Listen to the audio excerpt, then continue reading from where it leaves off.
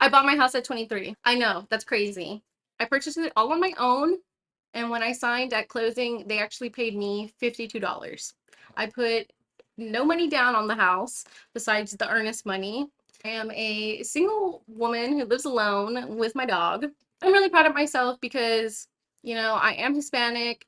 My grandparents are from Mexico. Um, I know I'm white passing.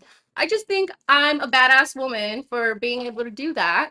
I just want to say right off the bat, like, I don't live in some big crazy house. I have a 2 bedroom, 2 bath, like literally it's like 800 square feet, and I have a 2 car garage. This is in Texas, mind you, and I paid about 205.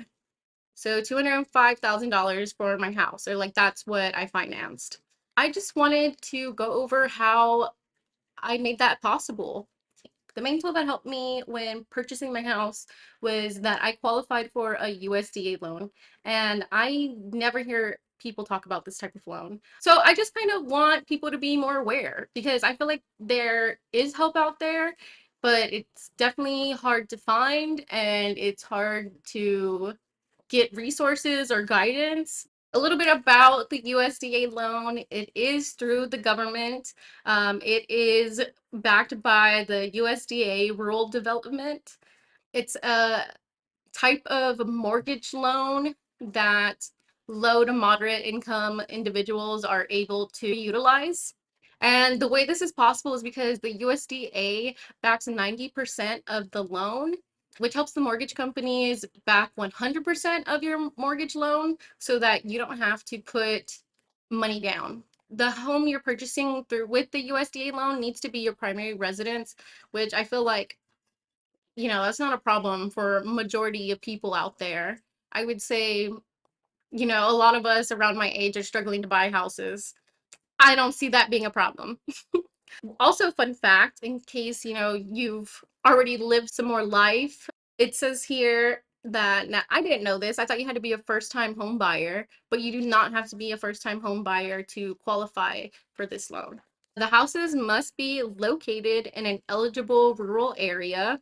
I'll link all this info in the bio because it has the information there that I'm giving you, and then also some links as well on maps and whatnot of where these approved areas are. It has to be a single family home, whether it's a traditional suburban home, a condo, a modular, or a manufactured home. There is no set maximum on the price of the house you can purchase. Loans are based off of the applicant's ability to repay the mortgage. Also, no set limits on the amount of acreage you could own, but it says that acreage must be considered common for the area. Your household income cannot exceed 115% of the median household income for the area which the eligible house is located in. For me, I just looked up the median for the city that I live in. You don't have to be a US citizen to utilize this loan. You could also be a US non-citizen national or a qualified alien is what they have here in the text. You just can't be barred from any federal programs. The applicant must be ineligible to get a conventional loan without private mortgage insurance or PMI. I don't even know what PMI is, but I'm hearing my other friends that own houses talk about it. I just know it's not a part of my mortgage. I don't know. And it kind of sounds like it's a good thing. Again, not really too sure. I just know I don't pay for it and my mortgage is pretty freaking low. There's no credit score requirement, which is great. If you don't have a credit score, mortgage companies can utilize alternative ways to assess your credit score. Your monthly mortgage payment cannot exceed 29% of your monthly income. Your total monthly debt payments, so like your credit cards, student loans, things like that, in addition to your new mortgage, cannot exceed 41% of your household gross income. There's no limit on the amount of gift funds that the applicant is able to receive. So gift funds, for instance, could be, like your parent helping you out and they give you $1,000. That would be considered gift funds. However, the seller slash builder, if you're going with a new build home, cannot give you over 6% of the home sale price in gift funds. USDA loans do offer refinancing opportunities in the future if interest rates ever do go down for you if you're purchasing, now. The interest rate is negotiated between the applicant and the lender, and the loan must be on a 30-year fixed rate. The USDA loan will only cover the property's appraised price, which can be different from the selling price. I also kind of had an issue with that, and I'll go over that in my story as well. But say your house is only approved for 200,000, but the sell price is 210,000. Either you're going to have to come up with that money or the seller's going to have to come down to help you out and get you into this house. Closing costs, eligible repairs, utility connection fees, tax insurance, escrows, essential household equipment, and site preparation can all be included in the loan. Applicants must work directly with lenders that are approved by the USDA, and there's a list that will be linked in that information. The USDA Rural Development also offers a single family housing direct loan program that provides payment assistance to qualified applicants from households with income below 80% of the median household income for the region. So they'll help you with your mortgage payments as well. That's kind of, the qualifications or the stipulations, whatever you want to say, to be approved for the USDA loan. Okay, I feel like I just need to give the whole background story. And maybe this is the ADHD in me. I don't know. My parents were always like, you need to finish high school, you need to graduate college in 4 years, you need to get a job, you need to get a house, like back to back, you just need to do it. And so I've always had that in my head. And basically, it's like if I didn't meet those goals, my parents would have been really unhappy with me. And so I guess like that was just my drive. And also I wanted to get out of the house because yeah, trauma. Finished school in 4 years. Proud of myself. Graduated with my bachelor's in criminology, but ACAB. And so that's why I don't use my degree. Then I went on to get a job a year after graduating because the job market is a fucking mess. I want to say I signed on for about 50,000, 52,000 a year. I can't remember exactly. So it was something like that. And my dad was like, you should just take the job offer letter and see if you would qualify for a house now. I was just like, okay, I guess, like, not really putting much thought into it. I just Googled cheapest houses in my area, and the neighborhood that I currently live in popped up basically. Drove my little happy ass over there when I actually had a car. It was pretty easy, and I didn't think it was going to be that easy, honestly. I just kind of showed up. I said, I'm looking for a house. I just got a new job. He asked me, he's like, okay, what would you like to do first? Do you want to apply and see if you get approved?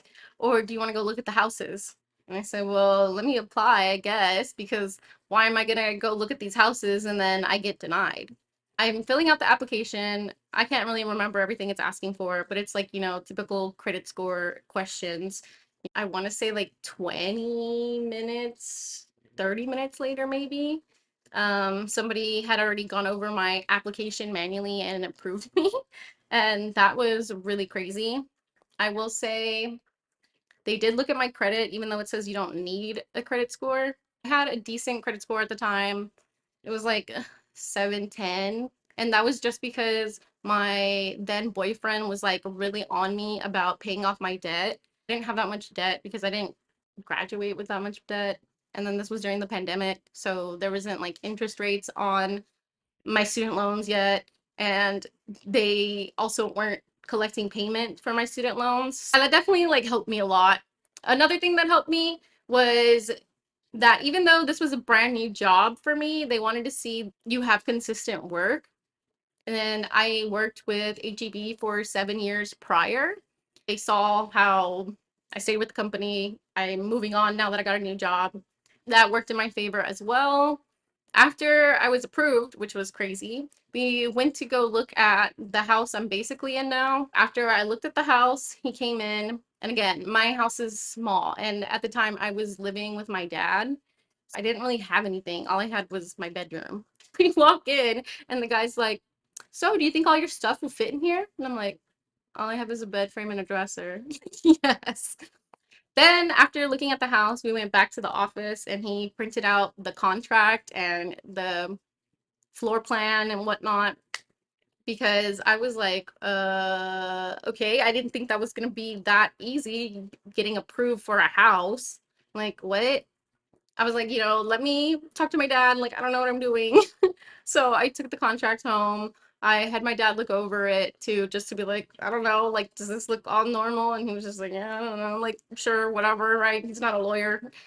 I signed it and I basically, was in agreement of, yes, I plan on purchasing this house. The lender did require that I put down earnest money. I had to put down $1,000 just to like hold my spot, and you get that $1,000 reimbursed to you. You can also put it towards like closing costs or some, I forgot what else it went towards. During that time where the house was being built and me getting in, was kind of stressful, I will say. There was a lot of paperwork I had to submit, like my transcripts, my pay stubs, bills, all types of things, right? My credit basically dropped down, and I know again there's no credit requirement, but I guess like they still, I think it was because like my debt to income ratio was off. Because somehow my aunt put me as like an authorized user on her credit card, but I thought it was supposed to just be I can purchase things, not that her balance was going to be on my credit report now. So that kind of screwed me over. I had to get that taken care of because they were like, okay, well, I guess since like months had gone by, they have to pull like a new credit report or whatever every 60 days, I want to say. My home builder gave me about like 8 to 10,000 in gift funds, but like I don't touch any of it. They just knock it off of, I can't remember if they paid for the down payment or the closing costs. I can't remember. But like I said, I didn't have to put anything else down besides the earnest money. And usually I've heard people only put down $500. And then, like I said, when I signed at closing, they sent me a check for $52. Before you close on your house, somebody will come and appraise the value. My house appraised below the selling price. And again, if they don't match, you have to pay the difference. But they knew I didn't have money because, I just graduated. I was just starting my big girl job. And the seller called his boss, like, hey, this is what the situation. Can we go down on the selling price? And so they brought the selling price down and I was able to purchase my house. Also, check out my video on why I sold my car. Thanks for listening to my little TED Talk on how I purchased my house at 23 as a single woman. Good luck, and I wish you the best.